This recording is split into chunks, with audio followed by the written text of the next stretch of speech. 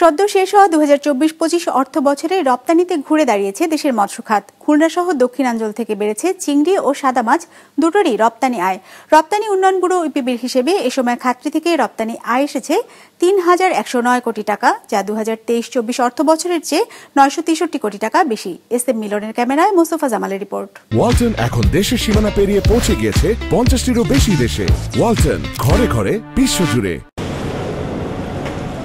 রফতানির নেতিবাচক ধারা থেকে বেরিয়ে আসছে দেশের চিংড়ি রপ্তানি খাত। মৎস্য পরিদর্শন ও মান নিয়ন্ত্রণ দপ্তরের তথ্য বলছে 2018-19 অর্থ বছরে যে রপ্তানি ছিল 24,413 টন, 6 বছরের ব্যবধানে 2023-24-এ তা দাঁড়িয়েছিল 15,450 টনে।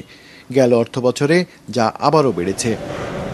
হিসেব বলছে 2024-25 অর্থ বছরে দক্ষিণাঞ্চল থেকে চিংড়ি রফতানি বেড়েছে 4,062 টন।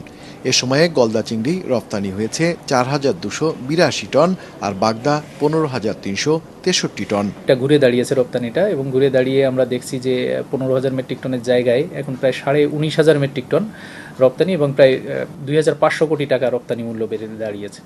তো এখানে আমরা দেখছি যে প্রায় আমাদের 700 কোটি টাকা মতো চিংড়ি রপ্তানিতেই কিন্তু বেড়েছে সাদা মাছের রফতানিও। বিশ্বজুড়ে যুদ্ধ পরিস্থিতি, পণ্য উৎপাদন ও জাহাজীকরণ খরচ বাড়ার পরও 2024-25 অর্থ বছরে দেশের দক্ষিণাঞ্চল থেকে উল্লেখযোগ্য হারে বেড়েছে সাদা বা দেশীয় মাছের রপ্তানি। দেশীয় প্রজাতির মাছ সহ সমস্ত সাদা মাছের রপ্তানিও কিন্তু আমাদের বেড়েছে। 23-24-এ যেমন ছিল 9,750 মেট্রিক টনের মতো রপ্তানি, এবং যেটা রপ্তানি আয় ছিল প্রায় আমি যদি দেখি 400 কোটি টাকা, সেখানে কিন্তু লাস্ট অর্থ বছরে আমরা এটা বেড়ে প্রায় 15,500 মেট্রিক টনের মতো আমাদের রপ্তানি বেড়ে দাঁড়িয়েছে, এবং রপ্তানি মূল্যে প্রায় 600 কোটি টাকার বেশি আমরা রপ্তানি করেছি। এর পাশাপাশি গেল 2 বছর ধরে বাণিজ্যিকভাবে দেশে চাষ হচ্ছে ভেনামি চিংড়ি। এটি রপ্তানি শুরু হলে মৎস্য খাতে রপ্তানি আয় আরও বাড়বে বলছেন ব্যবসায়ীরা।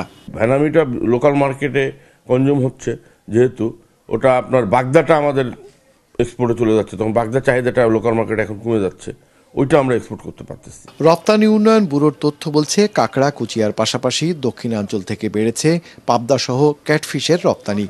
মধ্যপ্রাচ্যে বেড়েছে দেশীয় শৈল, টাকি, পুঁটি মাছের চাহিদা।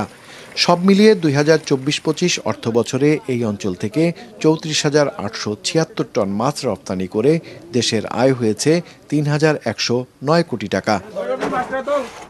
মোস্তফা জামাল, বিজনেস রিপোর্ট, মাছরাঙা টেলিভিশন।